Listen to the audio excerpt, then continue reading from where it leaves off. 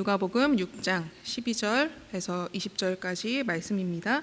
하나님께서 주시는 말씀 귀 기울여 함께 저와 여러분이 교독하도록 하겠습니다. 그 무렵에 예수께서 기도하려고 산으로 떠나가서 밤을 새우면서 하나님께 기도하셨다.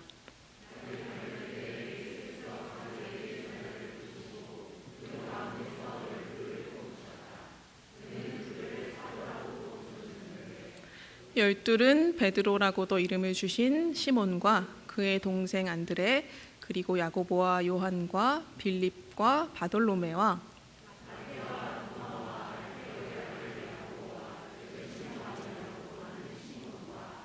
야고보의 아들 유다와 배반자가 된 가룟 유다이다.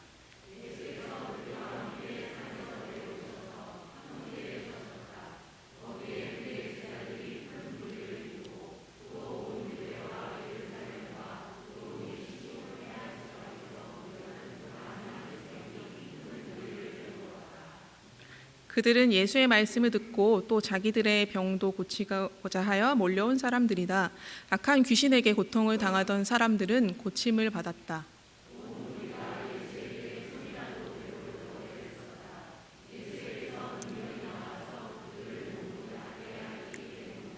네, 함께 읽겠습니다. 예수께서 눈을 들어 제자들을 보시고 말씀하셨다. 너희 가난한 사람들은 복이 있다.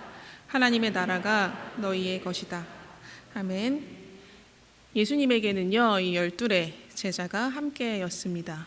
어느 날 밤 로마 군인들에게 잡혀가시기 전까지는 말이죠. 누가복음의 저자는 예수님이 이 12를 뽑으시며 사도라고도 부르셨다고 기록합니다. 누가복음 6장 13절 말씀을 보면요, 예수님은 먼저 제자들을 부르셨고 그 중에서 12를 택하시어 사도라 칭하셨다는 것을 알 수 있습니다. 부르셨고 택하셨고 칭하셨습니다. 택하시고 사도라 칭하신 것은 12이지만 부르심을 받고 나온 사람들은요, 사실 더 많았습니다. 이 12은 그 중에서도 특별히 선택을 받아서 사도라는 호칭까지 얻게 된 것이었죠. 그런데 이 사도는요, 기독교에서만 사용하는 그런 용어는 아닙니다. 국어사전에 찾아봤더니 사도의 의미가 16가지나 되더라고요. 그 중에서 몇 가지만 소개를 해드리려고 하는데요. 어떤 맥락에서 사도는 스승의 도리를 의미하기도 하고, 또 다른 맥락에서 사도는 올바르지 못한 길이나 사악한 도리를 의미합니다. 불교에서는요, 사도가 진리와 반대로 생각하는 4가지의 잘못된 사고방식 또는 멸반에 이르는 4가지 길을 가리킨다고 하고요. 관청의 허가 없이 소나 돼지를 잡는 일도 사도라고 불렀다고 합니다.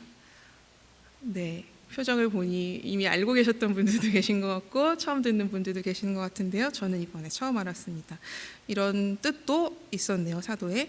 우리에게 익숙한 사도의 사전적인 의미를 이제 알려드리겠습니다. 거룩한 일을 위하여 헌신하는 사람, 어떤 임무를 받고 파견되는 사람, 그 사람이 바로 사도입니다. 오늘은 사도의 교회사적 의미나 신학적인 의미보다 이 사전적 의미, 그러니까 어떤 임무를 받고 파견되는 사람으로서의 사도만 생각해 보았으면 합니다. 12의 사도를 부르시기 전에요, 예수님은 기도하셨습니다. 그냥 기도하신 것이 아니라 산기도를 하셨는데 그것도 밤새워 기도하셨습니다. 밤을 새워서 기도하셨다는 이야기는 이 누가복음에만 확인됩니다. 제자들을 부르사 그 중에서 12를 택하여 라는 누가복음 6장 13절의 말씀을 한번 다시 떠올려 보십시오. 예수님께 선택받은 이 12 중에는 의기양양한 표정을 지은 제자들도 있었을 것이고 무거운 책임감과 부담감, 떨리는 마음으로 나온 이들도 있었겠죠. 반대로 선택받지 못한 사람들, 제자들 중에는 거참 예수님 너무하시네 라고 실망하거나 심지어 토라진 사람들도 있었을 겁니다. 사람의 마음이란 그런 것이니까요. 어쨌든 고심 끝에 부르신 이 12는요, 우연히 선택된 사람들이 아니었습니다. 성경은 이 12의 이름을 하나하나 기록하고 있죠. 배반자가 된 가룟 유다의 이름까지 말입니다. 열두를 부르시기 전에 밤새 산에서 기도하시던 그 예수님의 모습을 한번 상상해 보십시오. 예수님이 산으로 기도하러 가시던 그때는 예수님을 어떻게 해보려는 유대인들의 모의가 시작되던 바로 그 시점이었습니다. 바로 앞 구절인데요. 누가복음 6장 11절 말씀입니다. 그들은 노기가 가득하여 예수를 어떻게 할까 하고 서로 의논하니라. 어떻게 할까로 시작된 이 모의는 결국 십자가 죽음으로까지 연결되었죠. 예수님께서 이런 모의가 시작되었다는 사실을 모르셨을 리가 없습니다. 이 세상으로 보내심을 받을 때부터 예수님은 자신이 십자가에 달려 죽게 될 것을 알고 계셨습니다. 목수인 아버지의 목공일을 돕던 어린 시절에도 알고 계셨고 12살이 되어서 6월절에 예루살렘으로 가셨을 때도 알고 계셨고 아직 기적을 베풀 때가 아니라고 어머니의 제안을 만류하던 가나의 혼인잔치에서도 예수님은 앞으로 일어날 모든 일들을 다 알고 계셨습니다. 오늘 어린이교회에서요 이렇게 정려나무와 비슷한 걸 이렇게 흔들면서 보여주었는데요. 여기 당나귀도 있습니다. 이렇게 보여주었는데요. 오늘이 종려주일입니다. 찬송하리로다 주의 이름으로 오시는 이여 가장 높은 곳에서 호산나라고 이렇게 종려나무 가지를 열심히 흔들던 사람들을 바라보시면서도 예수님은 알고 계셨습니다. 그들 중 한 명도 남아있지 않게 될 것이라는 사실을 주님은 알고 계셨죠. 유대인들의 모의가 시작되던 그 시점, 십자가 죽음으로 조금씩 가까워지는 무거운 걸음 앞에서 우리 주님은 이 12를 선택하셨던 것입니다. 그렇다면 과연 어떤 임무를 주시기 위해 이 12를 선택하신 것일까요? 그 당시 비포장도로의 특성상 흙먼지로 더러워지기 쉬운 예수님의 발을 닦아줄 사람이 필요하셨을까요? 아니면 예수님의 삼시세끼를 챙겨줄 수 있는 요리 잘하는 사람이 필요하셨을까요? 그것도 아니면 머리 둘 곳 하나 없었던 예수님에게 매일 밤 편안한 숙소를 제공해 줄 수 있는 혹시 그런 사람을 찾으셨을까요? 저는 2019년 겨울에 갑상선암 수술을 받았습니다. 얼마 전 정기검진이 있어서 아침 일찍 병원으로 가서 여러 가지 검사를 받고 결과를 듣기 위해서 4시간 정도 기다릴 때였습니다. 이번에는 누가복음이 아닌 마가복음 3장에서 예수님이 12제자를 부르신 이야기를 읽다가 사도의 가장 중요한 임무가 무엇인지를 그때 깨달았습니다. 그것은 바로 예수님과 함께 있는 것입니다. 이에 12를 세우셨으니 이는 자기와 함께 있게 하시고 주차장에 차 안에 잠시 들어와 있을 때였는데요. 이 구절을 읽고서 한참 눈물이 났습니다. 그리고 의사 선생님을 만나러 가서 제가 매년 4년 동안 매일 복용했던 갑상선 호르몬제를 이제 끊어도 된다는 이야기를 들었고 목사 안수식 때 준비했던 수건 답례품을 드리면서 선생님이 잘 고쳐주셔서 목사가 될 수 있었다고 열심히 일하겠습니다 라고 감사의 인사를 전했습니다. 존귀하신 여러분, 사도의 가장 중요한 임무는 주님과 함께 있는 것이었습니다. 주님을 위하여 어떤 대단한 일을 해야 한다고 그런 줄 알았는데 주님은 이 12이 먼저 그분과 함께 하기를 원하셨다는 그 사실에 눈물이 났습니다. 함께 있고자 부르셨고 짧지 않은 시간 동안 반복되는 일상을 함께 살아왔음에도 결정적 순간에 하나도 남김없이 흩어져 버렸던 이 12명의 이야기를 우리는 잘 알고 있으니까요. 예수님이 느끼셨을 마음, 혼자 남겨지는 마음을 홀로 견디셨음에 눈물이 났습니다. 곧 겪게 될 이 일을 내다보시면서도 제자들을 사랑하시되 끝까지 사랑하셨던 주님의 그 마음이 감동이었습니다. 여러분, 혹시 주님께서 여러분에게 어떤 중요한 임무를 맡기셨습니까? 그 일이 얼마나 중요한 것이든 어떤 임무보다도 가장 먼저여야 하는 것은 바로 주님과 함께하는 것임을 잊지 마시기 바랍니다. 그런데요, 함께 있게 하심으로 끝이 아닙니다. 아직 설교가 더 남아 있습니다. 이제 절반 정도 왔으니까요. 기지개를 한번 펴셔도 좋겠고요. 오늘의 설교 제목을 보고 짐작하셨을 텐데요. 주님과 함께 있는 것만큼 중요한 일이 있습니다. 그것은 마가복음 3장의 말씀. 이 말씀이 이는 자기와 함께 하시고 있게 하시고로 끝나지 않습니다. 그 말씀 함께 읽어보았으면 하는데요. 또 보내사 전도도 하며 귀신을 내쫓는 권능도 가지게 하려 하심이러라. 아멘. 오늘은 이 중에서도 또 보내사까지만 생각해 보려고 합니다. 이 12은 과연 어디로 보내심을 받은 것일까요? 그것은 이들을 부르신 이후에 일어난 일이 무엇인지를 살펴보면 알 수 있겠죠. 다시 누가복음 6장으로 돌아와서 예수님은 12를 부르신 후 함께 평지로 내려오셨습니다. 주님의 내려오심은 언제나 은혜이지요. 이 12는 예수님과 함께하면서 많은 사람을 만났습니다. 그 사람들은 모두 달랐지만 공통점이 있었습니다. 그것은 그들이 모두 회복과 치유가 필요한 사람들이었다는 사실입니다. 12를 부르시고 함께 만난 많은 사람의 아픔을 고쳐주신 주님께서는요, 말씀을 전하기 시작하셨는데요. 그 설교의 첫 마디를 이번에는 메시지 성경의 번역으로 읽어드리겠습니다. 모든 것을 다 잃은 너희는 복이 있다.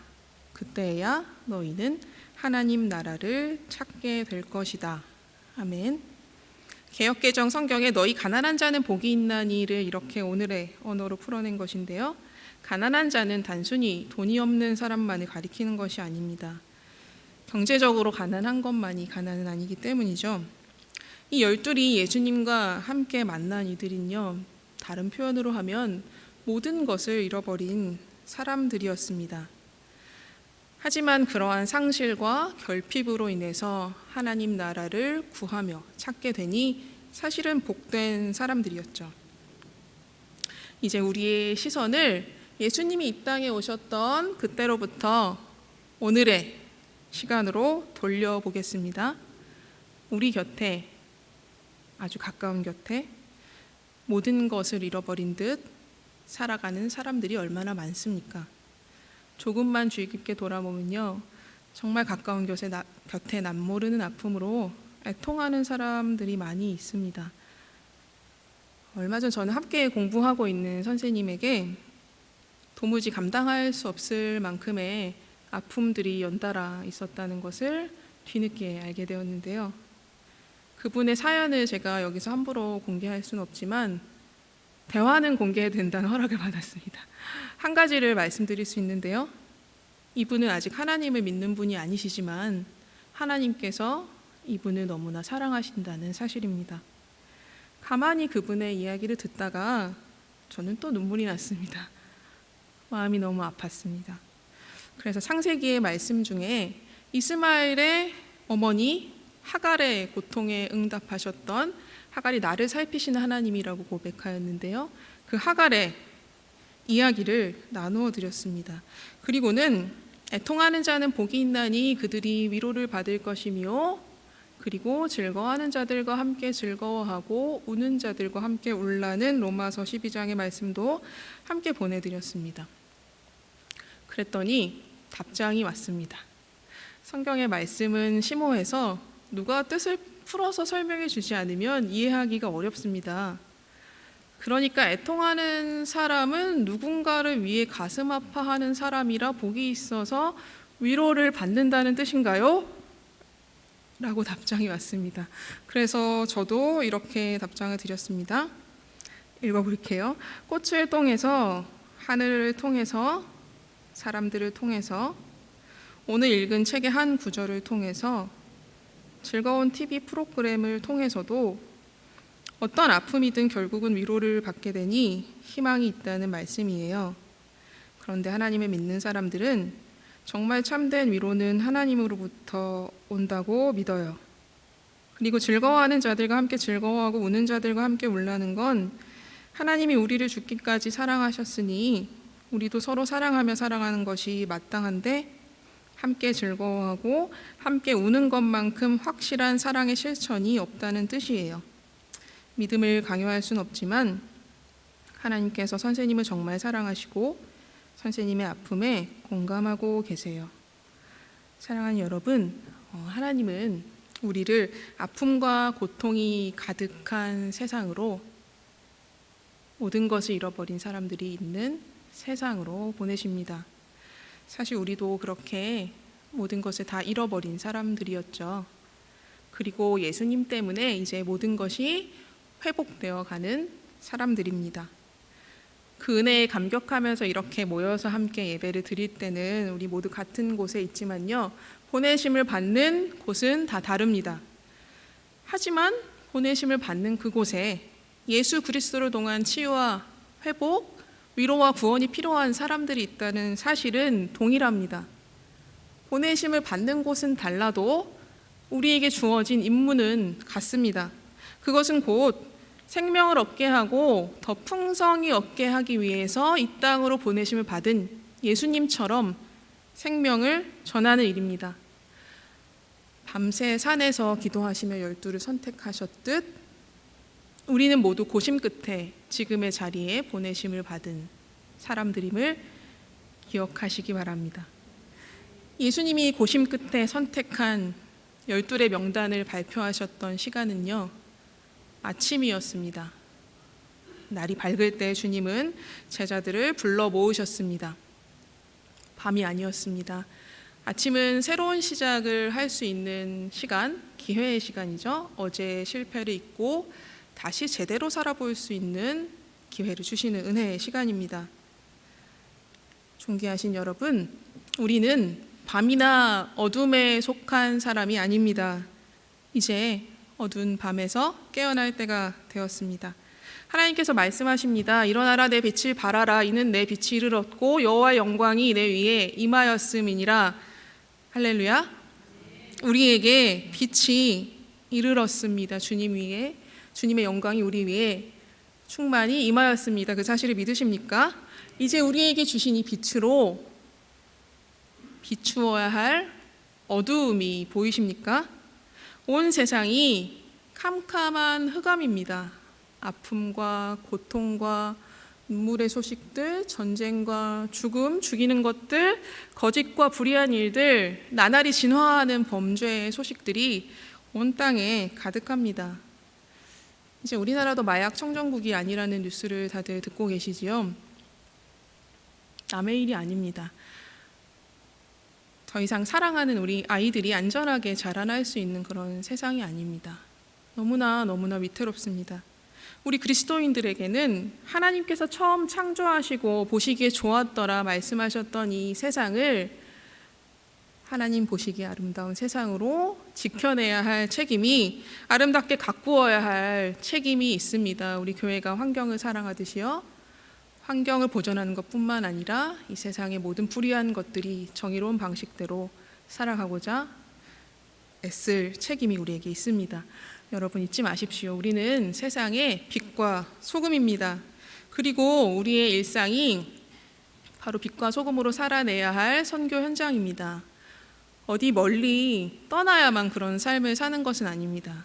그러니 보내심을 받은 매일의 생활 세계에서 생명의 떡이신 예수님과 함께 있는 것에, 시간에 우선순위를 두십시오. 아무리 바빠도요, 꼭 그렇게 하십시오. 너무 바쁠 땐 잠깐이라도 좋으니 먼저 기도하십시오. 한 구절이라도 좋으니 먼저 하나님의 말씀을 가장 먼저 붙드십시오. 그것이 시간의 우선순위를 드리는 방법입니다. 저는 지금 다문화교육 박사과정생으로 공부하면서 연구단에 소속되어서 매일 연구실로 출근하고 있는데요. 내일 아침도 일찍 출근해야 합니다. 매월 연구비를 받고 있고 동료들이 제가 목회자인 것을 다 알고 있습니다. 몸이 아무리 고단해도 소홀히 할 수 없습니다. 정말 많이 분주하고 바쁜데요. 요즘 학교를 돌면서 기도하기 시작했습니다. 그랬더니 놀라운 일들이 일어나기 시작했습니다. 먼저 어려움들이 생겼습니다. 그래서 기도를 멈추면 안 되겠구나 생각했습니다. 그 다음으로 하나님은 저에게 생각지도 못했던 임무들을 주셨습니다. 너무나 중요하고 소중한 일들입니다. 그리고는 그 일을 위해 함께 기도할 수 있는 사람들을 붙여주셨습니다. 나이지리아에서 온 박사후 과정 학생과 일주일에 한 번씩 마가복음을 영어로 읽기로 한 건데요. 바로 앞 연구실에 있는데도 3학기 동안 서로의 존재를 모르다가 하나님의 때에 만나게 하셔서 기도하게 되었습니다. 그리고 기도를 부탁했습니다. 저에게 주신 소중한 임무들에 대해서 말이죠. 그랬더니 부인이 자기보다 더 열심히 기도를 한다고, 부인 이름이 에스더인데요. 함께 기도하겠다고 하더라고요. 그러니까 그 친구와 부인과 저와 일단 3명이 된 거죠. 다른 분들에게도 기도를 부탁하고 있고요. 저에게 어떤 일들을 맡겨주셨는지 궁금하시죠? 오늘 그 얘기를 나눌 시간은 없습니다. 그렇지만 한 가지만 말씀드리면 하나님께서는 정말로 놀라운 분이시라는 사실입니다.